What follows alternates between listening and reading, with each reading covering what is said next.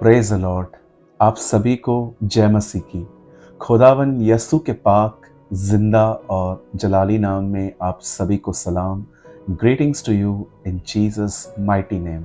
मैं एक बहुत ही इम्पोर्टेंट टॉपिक पे आपसे बात करना चाहता हूँ, लेकिन इससे पहले कि मैं आज के वचन को आपके साथ शेयर करूँ, मैं आप में से हर एक को कहना चाहता हूँ, मेरे भाइयों मेरी बहनों, यीशु मसीह आपसे प्रेम करते हैं।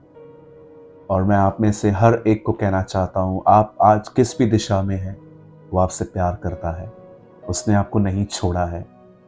शैतान कई बार प्रार्थना का उत्तर ना आने पर आपके मन में विचार डालेगा कि देख, परमेश्वर ने तुझे छोड़ दिया है क्योंकि तूने पाप किया है और तू डिसिप्लिन में नहीं चलता, तू उसकी आज्ञाओं को नहीं मानता, इसलिए अब वो तेरी नहीं सुनता।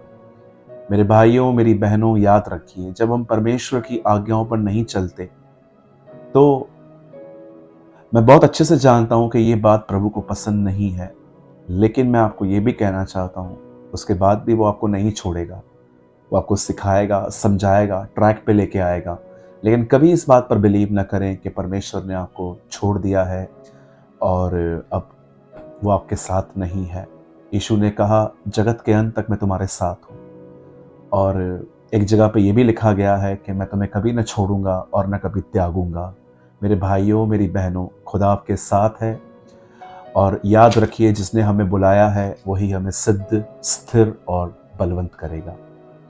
और आज मैं विशेष उन लोगों से बात करना चाहता हूं जिनका ये सवाल है कि ब्रदर, जब प्रार्थना करने का मन न करे या ये बदन जब प्रार्थना करने के लिए साथ न दे तो हमें क्या करना चाहिए।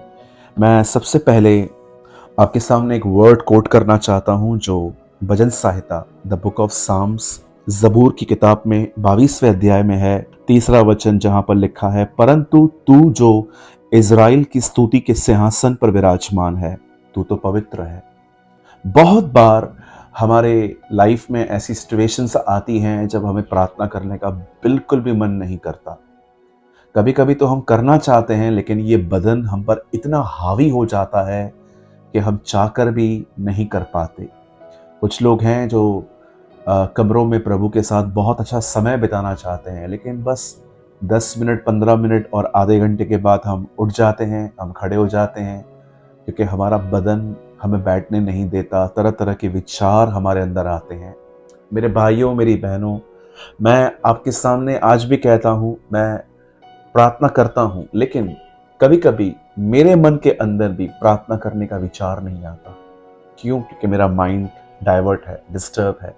स्टिल एक एक एक कलीसिया का पास्टर होने के बाद भी मैं आज भी स्ट्रगल्स करता हूँ, अपने आप को मारता हूँ, कूटता हूँ, वश में लेके आता हूँ। या ये सच है, मैं हर दिन दुआ करता हूँ, लेकिन कई बार मुझे भी स्ट्रगल्स करने पड़ते हैं, क्योंकि कभी बॉडी साथ नहीं देती, कभी माइंड डाइवर्ट होता है, बहुत सारी बातें होती हैं।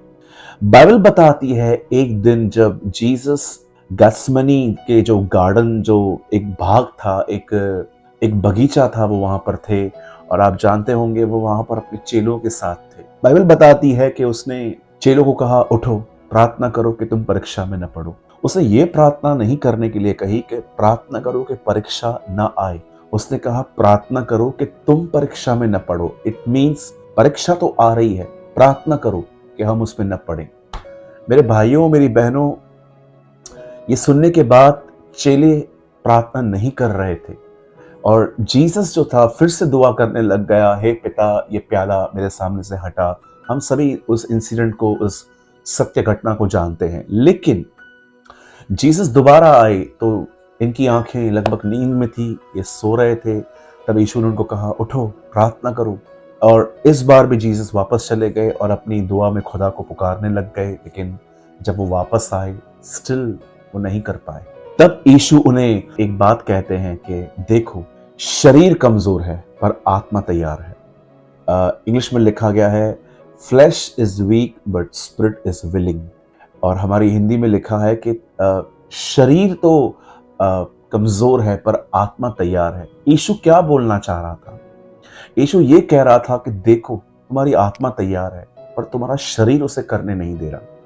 मेरे भाइयों मेरी बहनों, अगर आपके साथ ये हर दिन हो रहा है कि आपकी जो बॉडी है और आपका जो मन है ये आपको सपोर्ट नहीं करता, जैसे चेले जो थे गसमनी में वो दुआ नहीं कर रहे थे। मैं आपको बताना चाहता हूं, जब भी आप नींद से उठते हैं या कोई भी आपका जो टाइम है प्रेयर करने का, आप देख रहे हो आपका मन तैयार नहीं है, आपकी बॉडी तैयार नहीं है, मैं आपको एक चाबी देता हूं। आप प्रार्थना मत करिए, लेकिन पहले ये करिए, उसके बाद आपकी प्रार्थना भी होगी। भजन सहायता की किताब में यहाँ पर भजनकार लिखता है कि तू जो इज़राइल के सिंहासन पर नहीं, इज़राइल के स्तुति के सिंहासन पर विराजमान है। आप जानते हैं, जैसे कि आज हम एक वर्ड सुनते हैं गवर्नमेंट, सरकार, लेकिन पहले के दिनों में गवर्नमेंट्स नहीं होती थी, किंग्स होते थे, राजा होते थे। इवन आपने देखा होगा यीशु मसीह ने भी अपनी दुआ में कहा उसका राज आए, क्योंकि यीशु के समय में भी राजा ही थे। राजा हेरोद के अंडर में, राजा हेरोद जो था वो रोम के अंडर में था और फिर वहां से सब कुछ चल रहा था। उन दिनों में राज्य होता था। वैसे ही मैं आपको बताना चाहता हूं मेरे भाइयों मेरी बहनों, जैसे उन दिनों में राजा होते थे और जो राजा होते थे वो एक सिंहासन पर बैठते थे। परमेश्वर भी एक सिंहासन पर बैठता है, और वो उस तरह के सिंहासन पर नहीं बैठता जिस तरह के पुराने जो किंग्स होते थे जो अपने पैलेस में बैठते थे। यहाँ पर लिखा है वह इज़राइल के स्तुति के सिंहासन पर।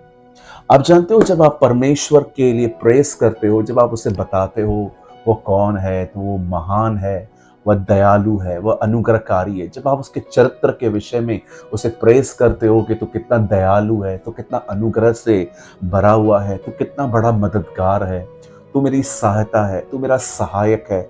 आप जब परमेश्वर को प्रेस करते हो, प्रेस करते हो, प्रेस करते हो, मैं आपको कहना चाहता हूं, लर्न टू प्रेस गॉड। परमेश्वर को महिमा और आदर देना सीखिए। जैसे जैसे आप परमेश्वर को अपने मुंह से बढ़ाई करते जाएंगे, मैं आपको बताना चाहता हूं, आपके इर्द गिर्द, आपके आसपास का जो माहौल है अंधकार से भरा हुआ, वो क्लियर होगा। और सेकंड थिंग मैं आपको कहना चाहता हूं, आपका बदन भी आपके सब्जेक्शन में आएगा, क्योंकि मैं इस बात पर बिलीव करता हूं, जब परमेश्वर की प्रेस की जाती है तब सामर्थ आती है, ताकत आती है। आप देखिए, जब यरीहो की शहरपनाह, जब वो चक्कर मार रहे थे, इब्रानियों में लिखा है कि ये दीवार विश्वास से गिरी है, लेकिन आप देखिए वहां पर जब चक्कर मारे जा रहे थे, वहां पर क्या था? वहां प्रेस थी। याद रखिए, जब आप विश्वास से प्रभु को प्रेस करते हैं ना, तो आपके ऊपर सामर्थ आती है, ताकत आती है। आपने देखा, जब जीसस गत्समनी में था और जब उसे थर्ड टाइम कहा, हे पिता तेरी इच्छा पूरी हो, तब एक एंजल आया, एक स्वर्गदूत आया, और लिखा है उसने उसे सामर्थ दी। आप पढ़ के देखिए, जब इब्राहिम ने अबीमेलेक के घर की सारी औरतों के लिए प्रार्थना की कि प्रभु तू इन्हें बच्चा दे, आप जानते हो उसके कुछ समय के बाद सारा को बच्चा हुआ।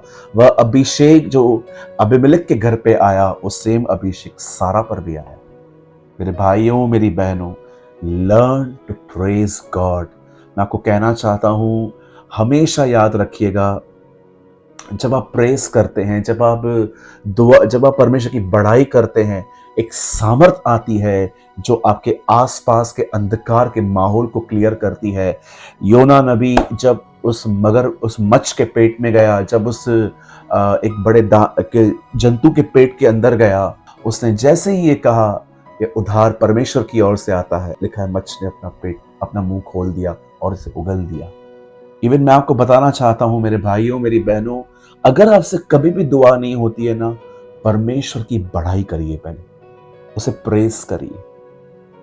मैंने कुछ 10 प्रेस के वर्ड्स भी लिखे हैं, मैं आपको बाद में दूंगा आर्टिकल के थ्रू, लेकिन मैं आप में से हर एक को कहना चाहता हूं, अगर आप में से कोई भी ऐसा है जिससे प्रार्थना नहीं होती, कोई बात नहीं, आप परेशान मत होइए। कई लोग जब देखते हैं कि मुझसे प्रार्थना नहीं हो रही, तो वो अपने आप को मारना कूटना, अपने आप को कंडेम करना चालू कर देते हैं। ओ मैं ऐसा हूं, ओ मैं ऐसा हूं, ओ मैं ऐसा हूं। बिल्कुल भी नहीं, ऐसा मत करिए। हमेशा याद रखिएगा, आप अपने नहीं हैं, खुदा ने आपको खरीदा है, यीशु ने आपको अपने लहू से परचेस किया है, अब आप उसके हो। और हमें कोई राइट्स नहीं है कि हम उसकी चीज को बुरा कहें कि ये तेरी चीज ऐसी है वैसी है। नो, हमारे पास हथियार हैं। पौलुस कहता है परमेश्वर के सारे हथियारों को बांध दो, सारे। सिर्फ वो हथियार जो वहां पर लिखे हैं सिर्फ वो नहीं, और भी कुछ हथियार हैं। प्रेस भी एक हथियार है। आपने देखा जैसे वो लोग उस शहरपनाह के आसपास घूम रहे थे, उनके हाथ में कुछ भी नहीं था उसे तोड़ने के लिए। वे जस्ट प्रभु को महिमा दे रहे थे, प्रेस कर रहे थे, प्रभु भला है, उसकी करुणा सदा की है। इवन आप देखिए जब यहोशापात लड़ने के लिए गया, वहां पर लोग तालियां बजा बजा के परमेश्वर को स्तुति कर रहे थे, प्रेस कर रहे थे। दुश्मन हार गया। हमारा मन एक धोखेबाज चीज है। कई बार आप बैठे रहोगे, मोबाइल में मन लग जाएगा, टीवी देखने में आंखें लग जाएंगी, लेकिन जब बाइबल उठाओगे आपका मन कहेगा नो, ये मत कर, ये मत कर, ये मत कर। ये मन जो है ये कई बार हमें धोखा देता है, ये हमारे विरोध में चलता है। इसीलिए मैं आपसे कहना चाहता हूं, हर चीज मन की नहीं सुननी है। अगर आपको लगता है मुझसे प्रेयर नहीं हो रही, कोई बात नहीं, आराम से बैठिए और बैठे बैठे प्रभु को प्रेस कीजिए। प्रभु आप अनुग्रहकारी हैं, प्रभु आप दयालु हैं, प्रभु आप भले परमेश्वर हैं, प्रभु आप मेरे परमेश्वर हैं, प्रभु आप एक अच्छे चरवाहे हैं। परमेश्वर को प्रेस करिए, प्रेस करिए, प्रेस करिए। एक एक सामर्थ आएगी आपके कमरे में, आपके माहौल को क्लियर करेगी, और आप देखना आपसे प्रेयर भी स्टार्ट हो जाएगी। आप उसके बाद प्रेस करने के बाद कहोगे प्रभु मुझे आशीष दे, मुझे ब्लेस कर। मन की मत सुनिए। मन कहेगा ये मत कर, वो मत कर, ये मत कर, वो मत कर, उसकी मत सुनिए। उसे चकमा देना सीखिए। यस, उसे चकमा देना सीखिए। कई बार मन की सुनने के बाद हमें लगता है हाँ, हम एग्री हो जाते हैं अपने बहानों के साथ। हमारा मन में एक्सक्यूज देता है, नहीं अभी नहीं होगा, हाँ ओके, हम एग्री हो जाते हैं। हमें एग्री नहीं होना है, हमें अपने हथियारों को उठा के यूज करना है। लेकिन मैं फिर से कहता हूं मेरे भाइयों, मेरी बहनों, प्रेस करना एक हथियार है। प्रेस करना एक शैतान पे प्रहार है। कई बार जब सुबह उठेंगे आप, सारे दुनिया भर के काम याद आएंगे। इसको मेल करना है, इसको कॉल करना है, इसको पार्सल बेचना है, इसको ये करना है, उसको वो करना है, सारे काम आपको याद आ जाएंगे। शैतान यही तो चाहता है कि आप शुरुआत ही बुरी करो। वो चाहता है कि आप इन्हीं बातों में लगे हुए रहो, और जब आपकी पूरी एनर्जी खत्म हो जाए तब एक विचार आएगा अब प्रार्थना करें।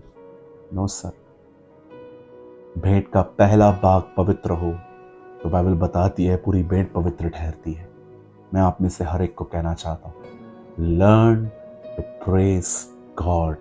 परमेश्वर की बड़ाई करना सीखिए।